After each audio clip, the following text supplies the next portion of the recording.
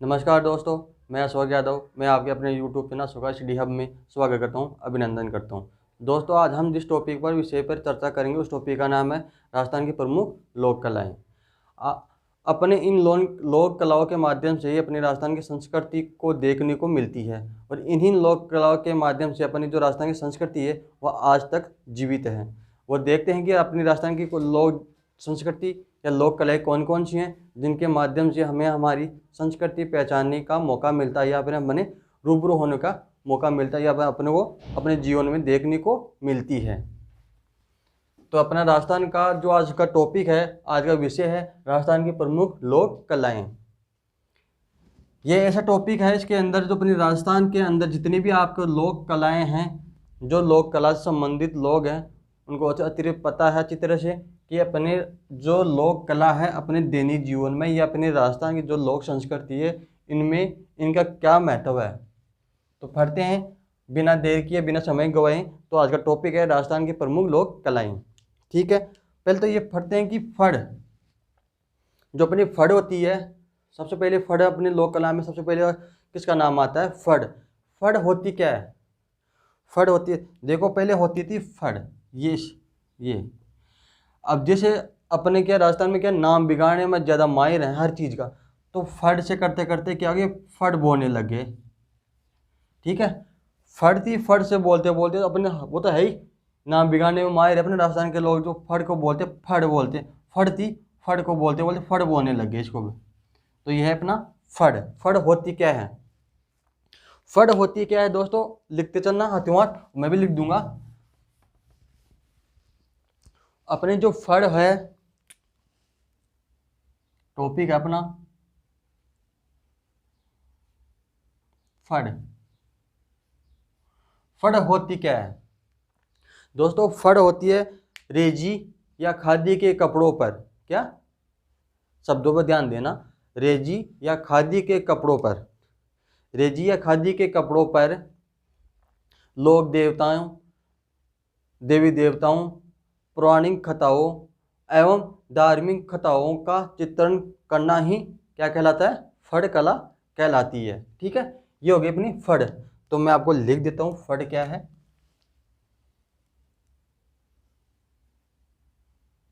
रेजी या खादी के कपड़े पर, रेजी या खादी के कपड़े पर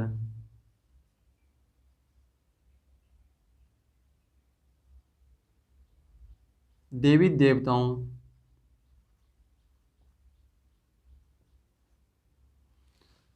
याद रखना किस किस की, देवी देवताओं, लोक देवताओं,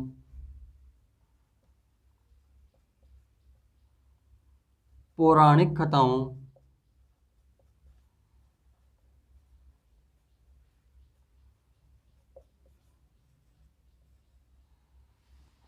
देवी देवताओं, लोक देवताओं व धार्मिक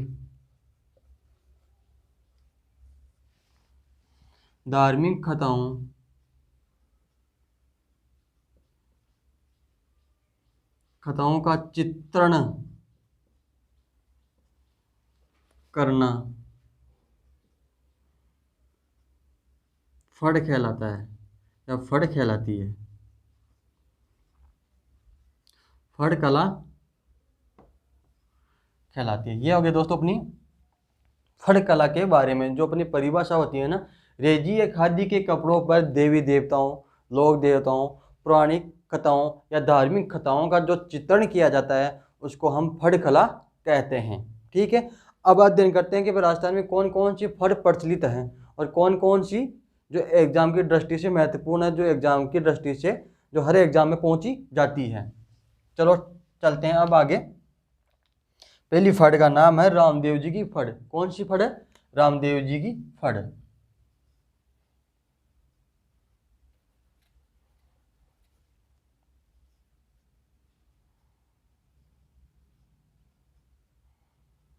रामदेव जी की फड़।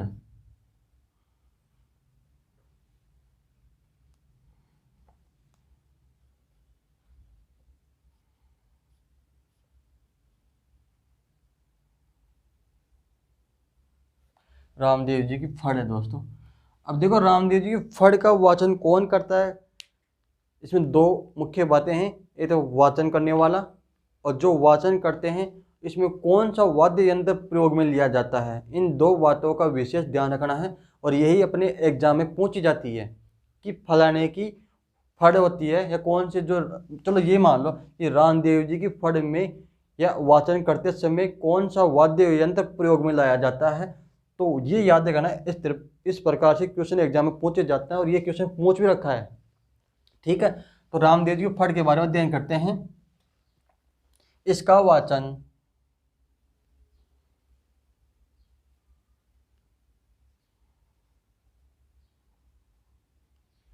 इसका वाचन इसका वाचन कामर जाति के बोफो द्वारा, इसका वाचन कामर जाति के इसका वाचन कामर जाति के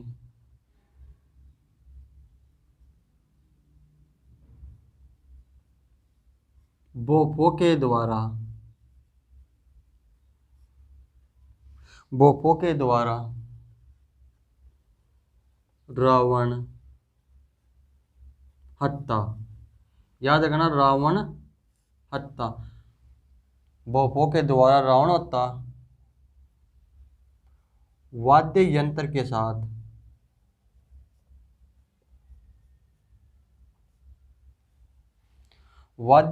साथ इसका वाचन किया जाता है। इसका वाचन किया जाता है।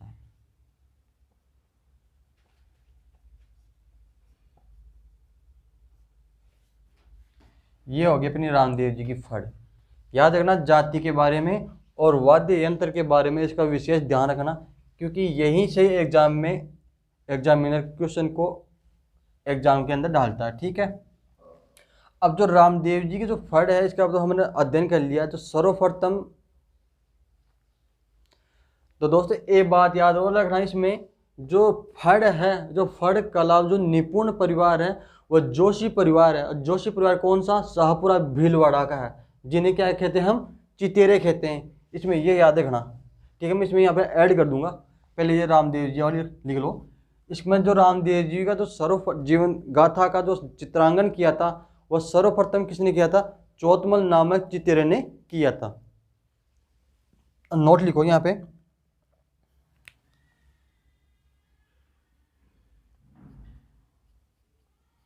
नोट।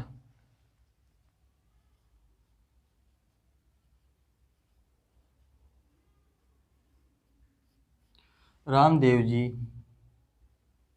की जीवन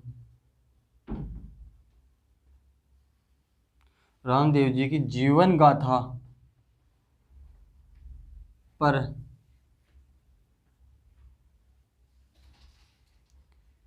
चित्रांकन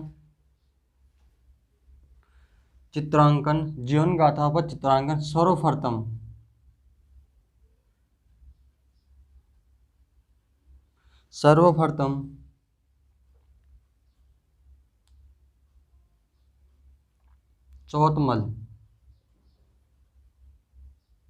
चौतमल नामक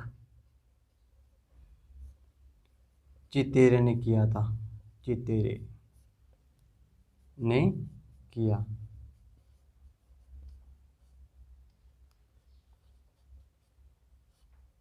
चितेरे का मतलब होता है कलाकार। ठीक है, तो ये आपसे पूछे कि रामदेव जी के जीवन गाथा का चित्रांकन सर्वप्रथम किसने किया था, तो सर्वप्रथम किया था चौतमल नामक चितेरे ने किया था। ठीक है, अब जो बातें रह गई थी तो इसमें लिख लो, इस कला में निपुण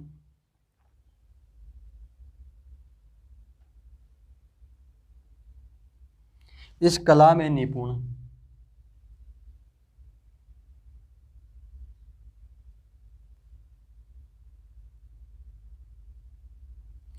इस कला में निपुण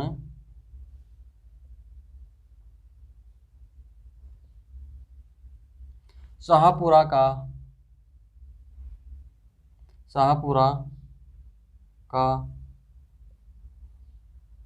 जोशी परिवार है।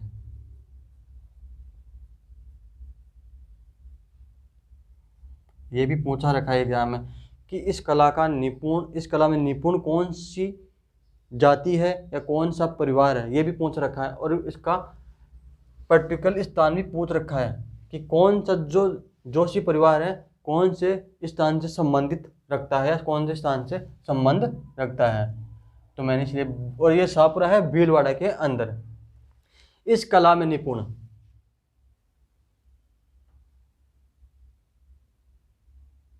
इस कला में निपुण शाहपुरा का जोशी परिवार है, जिन्हें क्या कहते हैं, क्या कहते हैं, जिन्हें चितेरे कहते हैं। ठीक है।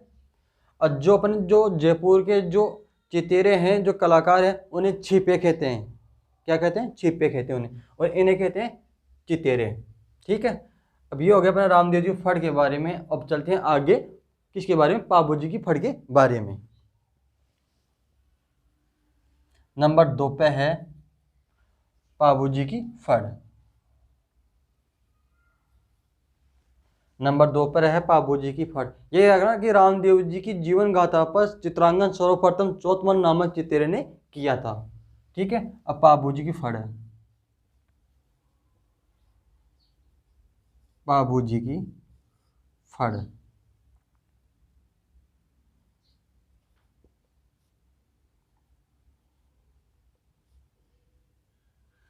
पाबू जी की फड़ दोस्तों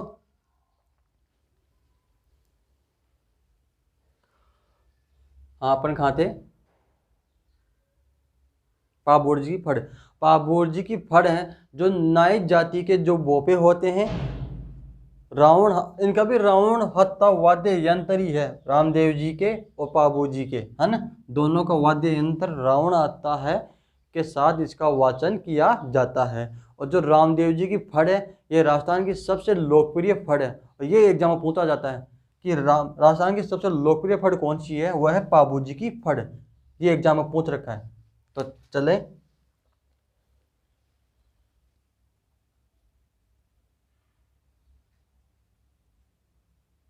नायक जाति के, नायक जाति के बोफो के द्वारा, नायक जाति के बोफो के द्वारा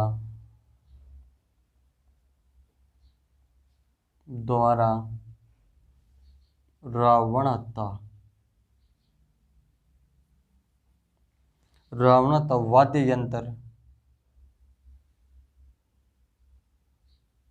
यंत्र के साथ इसका वाचन किया जाता है, इसका वाचन किया जाता है।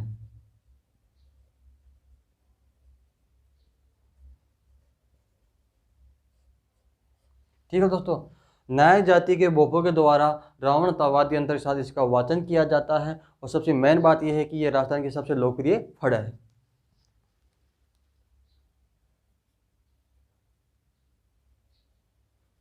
यह है राजस्थान की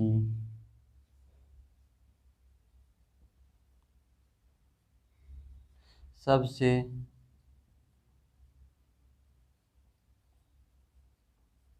लोकप्रिय फड़ है।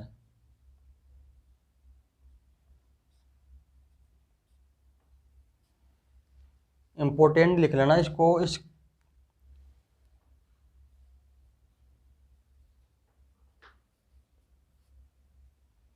वेरी इंपॉर्टेंट है एग्जाम की दृष्टि से, फॉर एग्जाम की दृष्टि से। ठीक है। ये बहुत ही इंपॉर्टेंट क्वेश्चन है इस पार्ट का। तो आप इसको उतार लो, फिर चलते हैं आगे। जो समझ में नहीं आए वो पूछ लिया करो, और जो भी राय है अपने कमेंट बॉक्स में ज़रूर दिया करो, ताकि मैं वो गलती करता हूँ ताकि दोबारा वो गलती दोहराओ नहीं। लेकिन फिर भी मैं कोशिश ये करता हूँ कि कम से कम गलतियाँ हो। पहले बात तो गलती हो ही ना, गलती किस काम की, वो आपको भी नुकसानदायक है और मेरे को भी नुकसानदायक है। तो मैं चाहता हूँ कि गलतियाँ बिल्कुल ही न के बराबर हो, और मैं जो भी आपको बताऊँ वो बिल्कुल सही और बिल्कुल सटीक बातें बताऊँ आपको। ठीक है। चलो उतार लो, फिर चलते हैं आगे।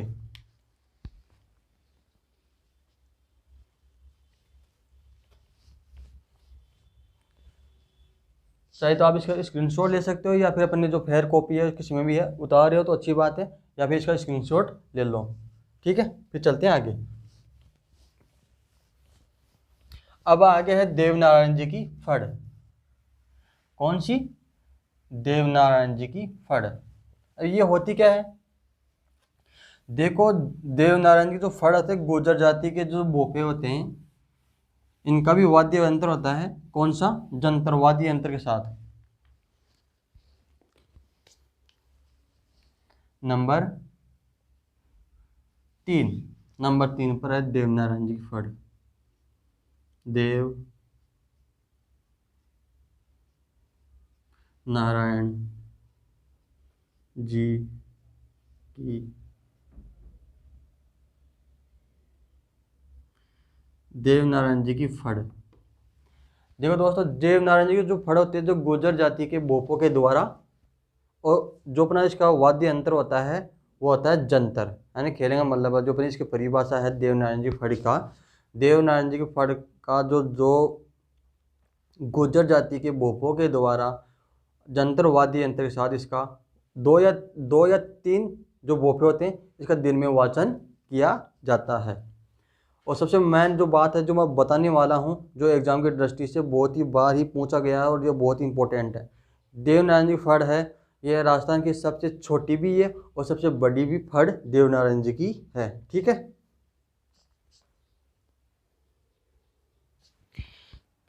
तो लिखो आप देवनारायण जी फड़ के बारे में। तो देवनारायण जी की फड़ है, चलो लिखते हैं अब आगे।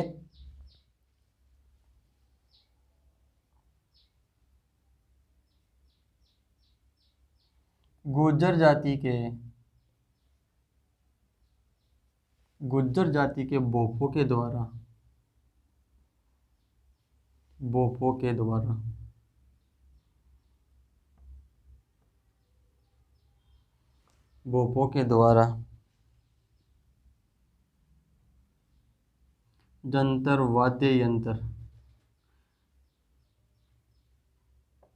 जंतर वाद्य यंत्र के साथ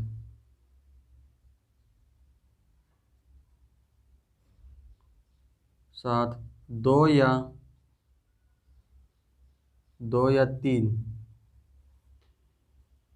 तीन से मतलब है कि जो भोपे होते हैं दो, या तो दो होंगे या फिर तीन, दो या तीन के साथ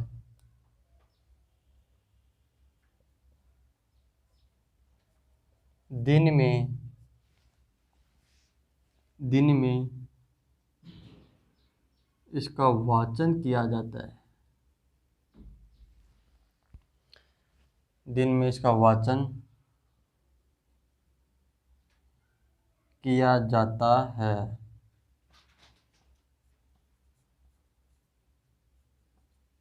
ठीक है, ये हो गई अपनी देवनारायण जी फड़ के बारे में मुझे बातें। अब है जो मैं बता रहा हूँ आपको,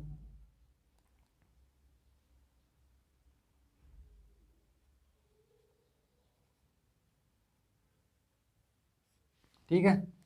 अब मैं बता रहा हूँ आगे, जो ये है देवनारायण जी फड़ है, ये राजस्थान की सबसे प्राचीन फड़ है। क्या है? राजस्थान की सबसे प्राचीन फड़ है। यह है राजस्थान की सबसे प्राचीन फड़ है। कौन सी है? ये एकदम पूछ रखा है ये भी। अब आप तो बोलोगे सर एग्जाम आते ही इसमें सारे पूछ रखा है। हाँ भाई, पूछ रखा है तो पूछ रखा है, इसमें मैं भी क्या कर सकता हूँ और आप भी क्या कर सकते हो इसके अंदर। एक ही एग्जाम के अंदर नहीं, विभिन्न एग्जामों के अंदर कभी ये पूछ लिया, कभी मैंने दो फड़ों के बारे में बताया उनमें से पूछ लिया, लेकिन पूछा जरूर गया है, इतना तय है। ठीक है, तो इसका मतलब ये एग्जाम की दृष्टि से बहुत ही महत्वपूर्ण है। और ये राजस्थान पुलिस वगैरह जो वीडियो है SI है वगैरह में बहुत ही इंपॉर्टेंट है, या RS का हो, सबके लिए इंपॉर्टेंट ये टॉपिक है। ठीक है, यह राजस्थान की सबसे प्राचीन फड़ है।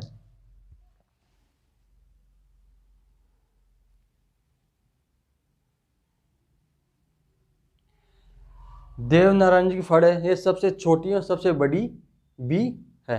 ये याद रखना। देवनारायण जो फड़ है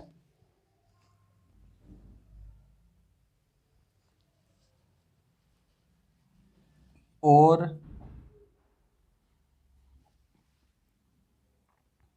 सबसे बड़ी एवं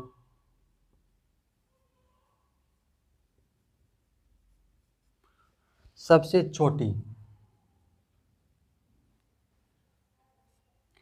छोटी फड़ है।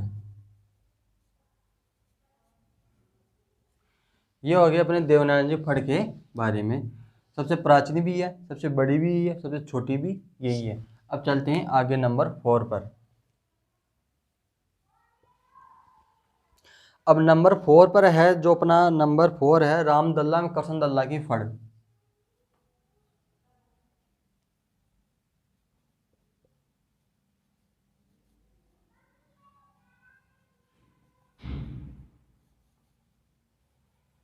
रामदल्ला करसनदल्ला की फड़।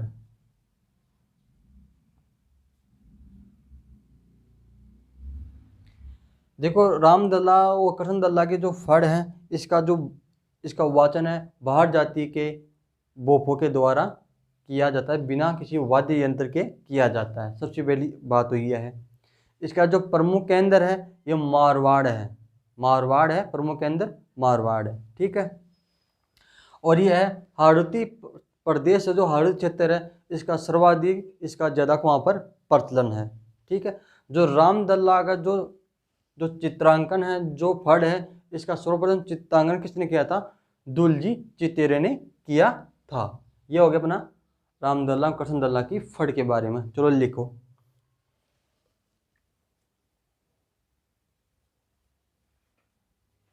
कामड़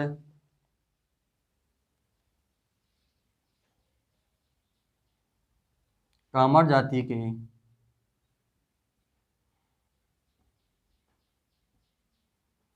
बोफो के द्वारा, कामड़ जाति के बोफो के द्वारा बिना वाद्य यंत्र के, बिना वाद्य यंत्र,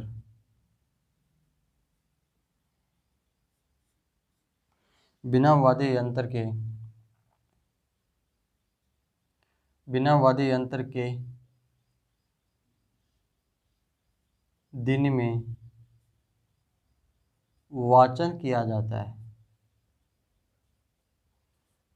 यह है इसकी सबसे पहली बात तो, कि इसका दिन में वाचन किया जाता है, और इसमें वाद्य यंत्र का किसी प्रकार से कोई प्रयोग नहीं होता है। जो जाति है, आई एम सॉरी सॉरी, कामड़ जाति नहीं है।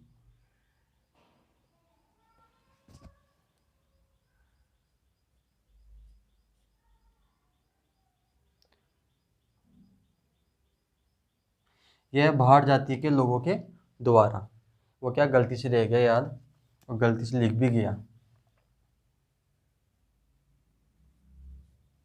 भाड़ जाति के बोफों के द्वारा बिना वाद्य यंत्र के दिन में इसका वाचन किया जाता है। अब पहली बात। दूसरी बात है,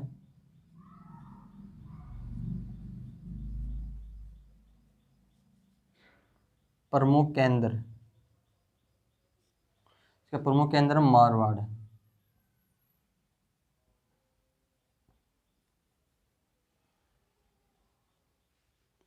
या तो इसमें बाढ़ लिख लेना, बाढ़ नहीं लिखो तो इसमें यह भी लिख लेना नट जाति के लोग। ठीक है, नट। ठीक है। नट जाति के बोफों के द्वारा बिना किसी वाद्य यंत्र के साथ इसका वाचन किया जाता है। इसका प्रमुख केंद्र है मारवाड़। मारवाड़ में कहाँ है? नट्टों का। कोष्टक में लिख लेना नट्टों का। ठीक है। अब नंबर 3 बात है, जो अगली बात है, हाड़ौती क्षेत्र में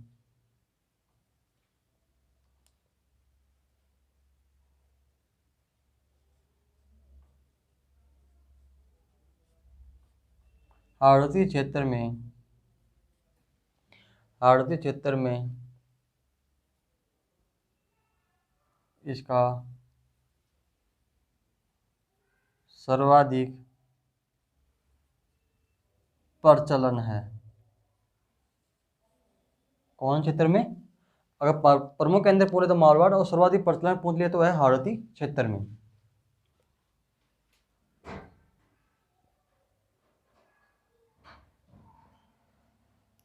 रामदल्ला की फड़ का चित्रांकन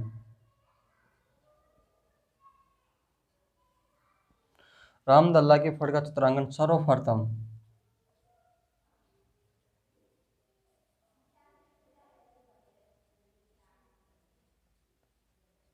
दुलजीत चितेरे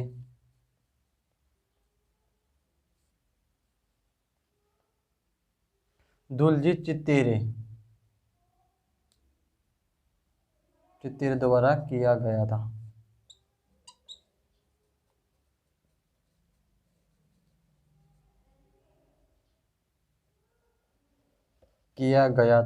जाता नहीं, किया गया। ये हो गया अपना रामदल्ला कृष्णदल्ला की फड़ के बारे में। उसको उतारो, फिर चलते हैं आगे की तरफ। ठीक है, अब है अपने आगे है बैसासुर की फड़। कौन सी फड़ है? बैसासुर की फड़। मैं इसको साफ करने जा रहा हूँ, स्क्रीनशॉट ले लेना आप इसका। नंबर 5 पर है बैसासुर की फड़।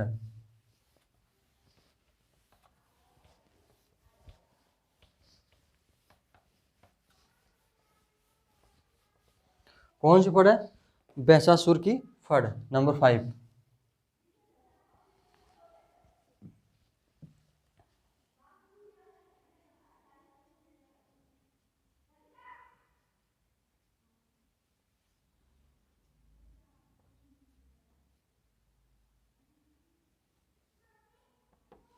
बैसासुर की फड़, देखो दोस्तों, बैसासुर की फड़ होती क्या है? इसका वाचन नहीं किया जाता है, नहीं इसमें किसी प्रकार का वाद्य यंत्र प्रयोग में किया जाता है। बस इसकी जो फड़ है, बैसासुर की फड़ है, इसकी पूजा की जाती है। ठीक है, बस इतनी सी बात याद रखनी है।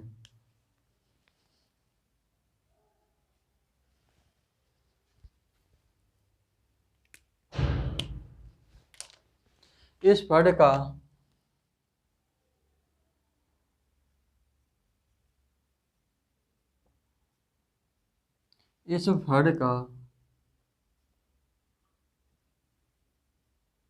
वाचन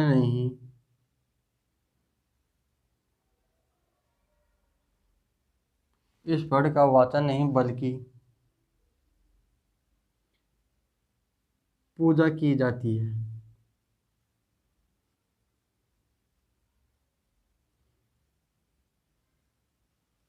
ठीक है, बस इस फड़ में इतनी सी बात रखने की, इस फड़ का वाचन नहीं किया जाता है, मतलब इसकी पूजा की जाती है। अब है अगली जो अपनी जो एक कला है, वह है भित्ति चित्रण कला। भित्ति चित्रण कला क्या होती है? कि दीवारों पर चित्रण करने की कला को भित्ति चित्रण कला कहते हैं। नंबर 6। अब है भित्ति चित्रण।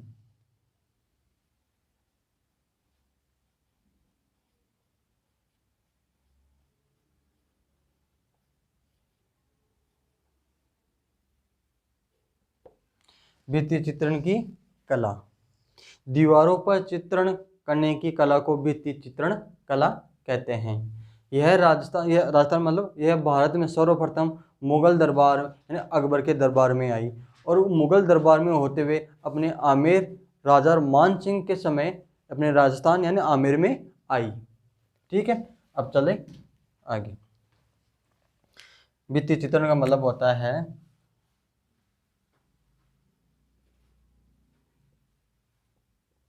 कि दीवारों पर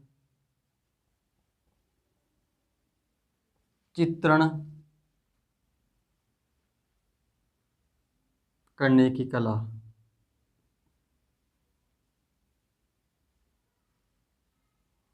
दीवारों पर चित्रण करने की कला को भित्ति चित्रण कला कहते हैं।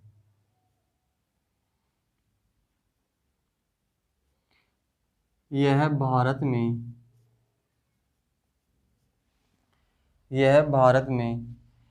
कहाँ से आई? सर्वप्रथम मूलतः फारस या फर्शिया, जो फर्शिया है जो ईरान में पड़ता है, वहाँ से आई। कहाँ पर आई? पहले वहाँ से कहाँ पर आई? मुगल दरबार, उसमें मुगल दरबार में बादशाह कौन था, अकबर के समय अपने भारत में आई। ठीक है।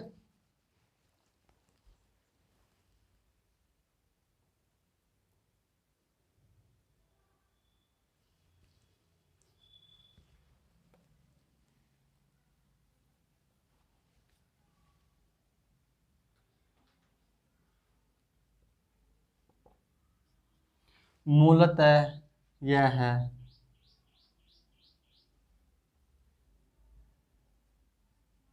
फारस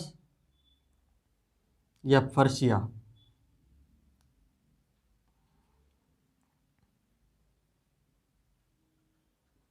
ये कहाँ है, ईरान। यह मूल, आप बोले कि भित्ति चित्रण का मूल स्थान कहाँ पर है, मूल स्थान है फारस या पर्शिया।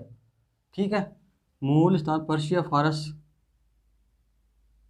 है, जो भारत में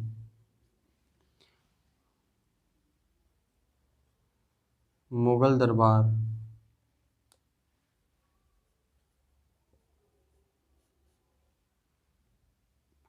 मुगल दरबार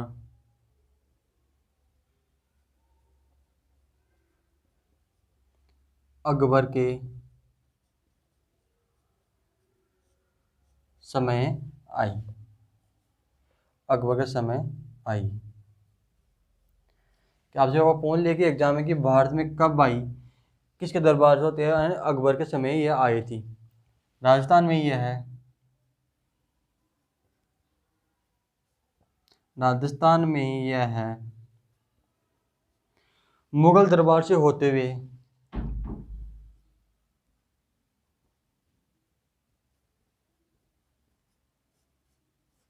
मुगल दरबार से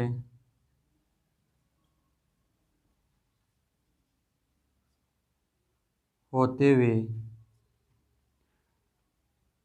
आमेर में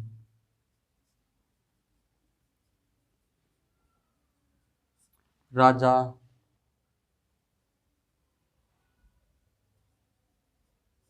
मानसिंह के समय आई। ये हो गई अपनी भित्ति चित्रण कला। उसको उतारो पे चलते हैं आगे।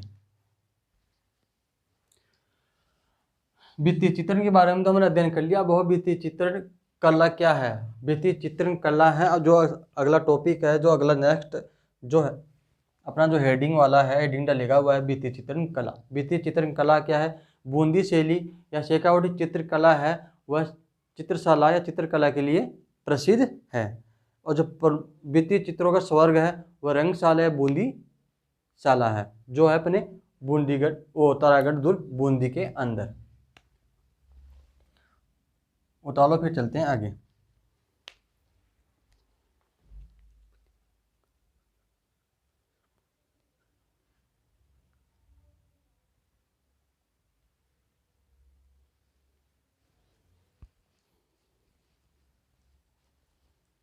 अब है नंबर 7,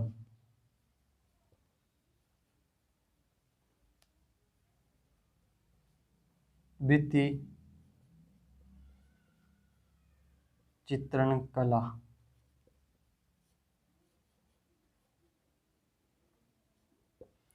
भित्ति चित्रण कला है तो बूंदी शैली और शेखावटी चित्रकला चित्रण शाला चित्रकला के लिए प्रसिद्ध है।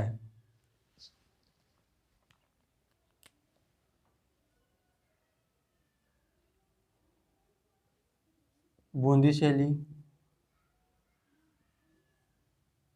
एवं बूंदी शैली एवं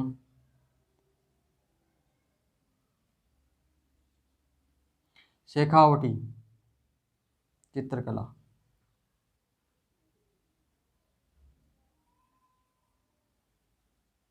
शेखावटी चित्रकला भित्ति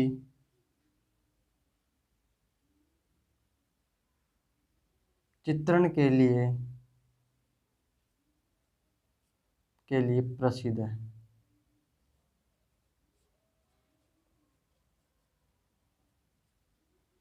ठीक है। नंबर 2 बातें है भित्ति चित्रों का स्वर्ग।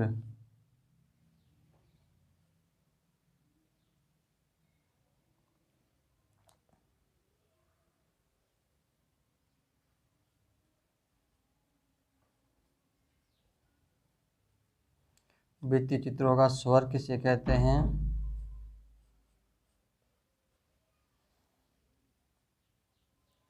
रंगशाला या चित्रशाला।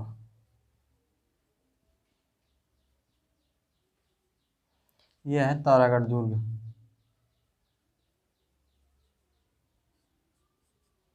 बूंदी। तारागढ़ दुर्ग दो है, एक अजमेर में और एक है बूंदी के अंदर। ठीक है। जो भित्ति चित्रण कला है ये दो प्रकार की होती है। एक कौन कौन सी? फ्रेस्को, बूनो और फ्रेस्को सेको।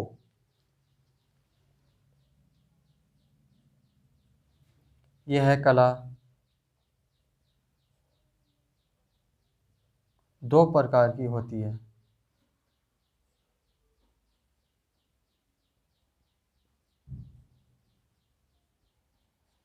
यह कला दो प्रकार की होती है। पहली कौन सी है?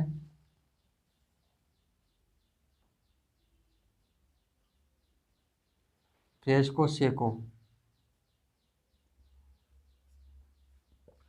फ्रेस्को सेको होती क्या है?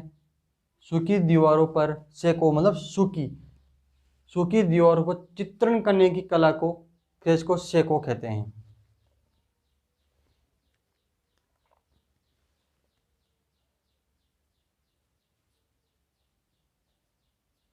सूखी दीवारों पर चित्रण करने की कला को फ्रेस्को सेको कहते हैं। और दूसरी है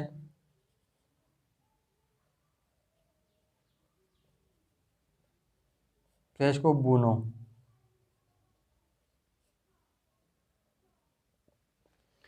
फ्रेस्को सेको, फ्रेस्को बूनो, याद रखना इसके उपनाम है। इसका मतलब ये आली या गीली दीवारों पर चित्रण करने की कला है। इसे आइरस, आइरिस पद्धति,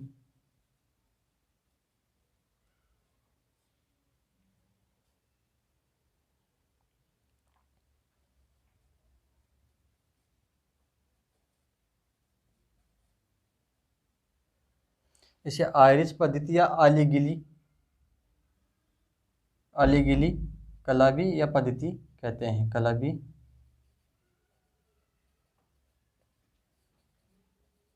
कहते हैं। ठीक है। ये हो गया दोस्तों अपनी भित्ति चित्रण कला। ये दो प्रकार की होती है, fresco secco, fresco buono. Fresco secco होती है सूखी दीवारों पर चित्रण करने की कला होती है। फ्रेस्को बूनो होती है अपनी आली गीली दीवारों पर चित्रण करने की कला होती है। यह आइरिस पद्धति या आली गीली, इसके दो उपनाम भी हैं। ठीक है। ये इसको याद रखना, आइरिस पद्धति या आली गीली पद्धति या कला भी कहते हैं। इसको उतार लो, फिर चलते हैं आगे।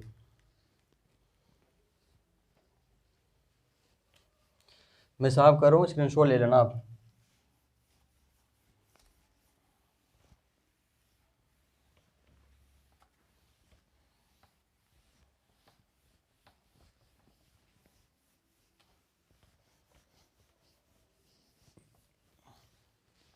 नंबर 8।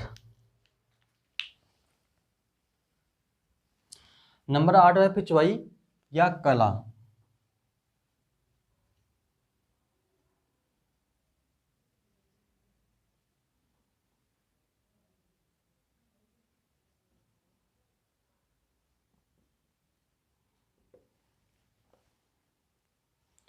पिचवाई या कला।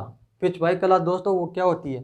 पिचवाई कला जो अपने राजस्थान, जो यहाँ पर पूरे भारत में है, अपने राजस्थान के नाथद्वारा में स्थित श्रीनाथ जी के मंदिर की प्रसिद्ध है। ठीक है।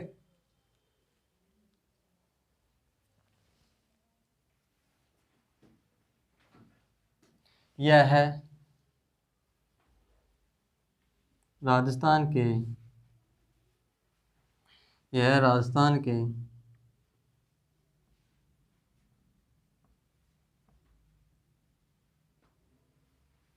नाथद्वारा में स्थित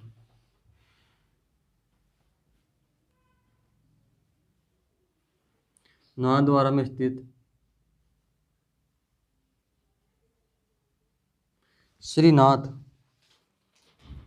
जी मंदिर की प्रसिद्ध है।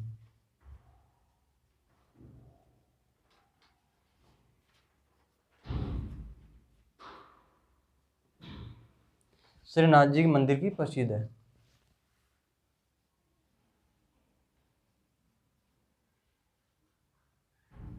इसका मतलब होता है पीछे।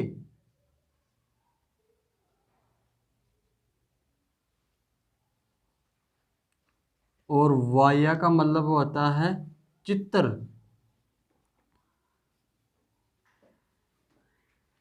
मैंने पिछवाया का दोनों का अर्थ बता दी है। पीछे पीछे पिछ का मतलब होता है पीछे और वाया का मतलब होता है चित्र। यानी जो श्रीनाथ जी में जो श्री कृष्ण भगवान की जो बाल स्वरूप प्रतिमा है उसमें एक कपड़ा होता है, उसके उस मूर्ति के पीछे कपड़े पर उनके इनका जो कथा होती है, इनका जो वाक्य होते हैं, इनका चित्रांकन किया जाता है। यह हो गई अपनी पिछवाइया कला। अब है अपनी 9 नंबर पर है कठपुतली कला।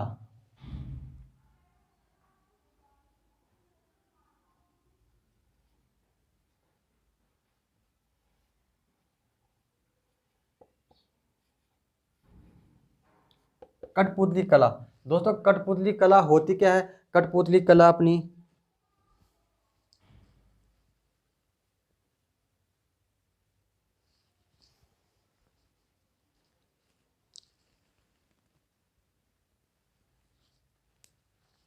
कठपुतली कला का जो जन्म स्थान है वह अपना है राजस्थान।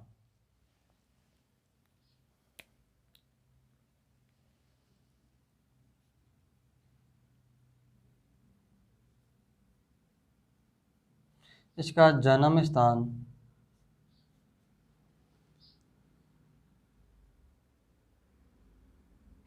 राजस्थान है।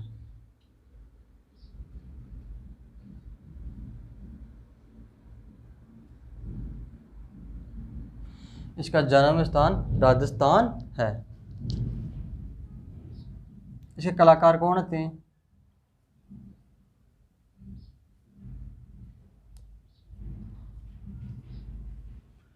इसके कलाकार हैं नट या भाट जाति के लोग। नट या भाट जाति, नट या भाट जाति के लोग। प्रमुख केंद्र की बात करें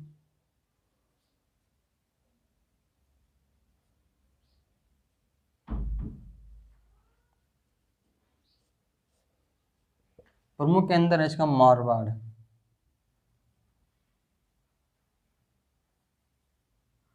ठीक है।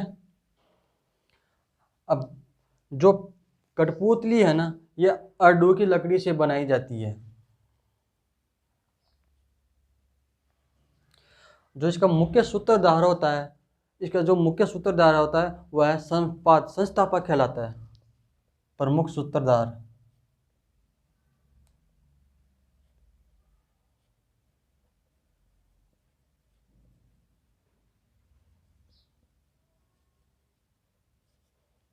संस्थापक कहलाता है। अगर आपसे पूछ ले कि जो कठपुतली कला में जो प्रमुख सूत्रधार होता है वो संस्थापक कहलाता है या क्या कहलाता है, वह कहलाता है संस्थापक।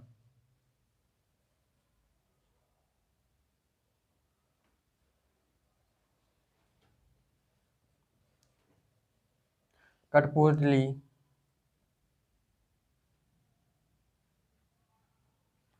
अर्डू की लकड़ी से बनाई जाती है।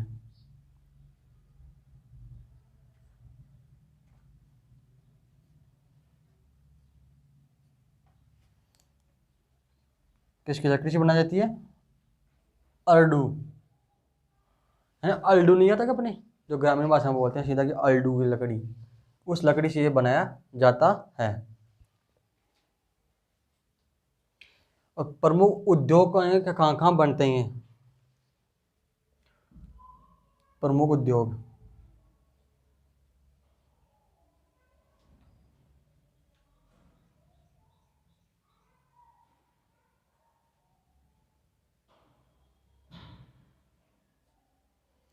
प्रमुख उद्योग के अंदर कहाँ कहाँ है? एक तो है जयपुर के अंदर, चित्तौड़गढ़ के अंदर,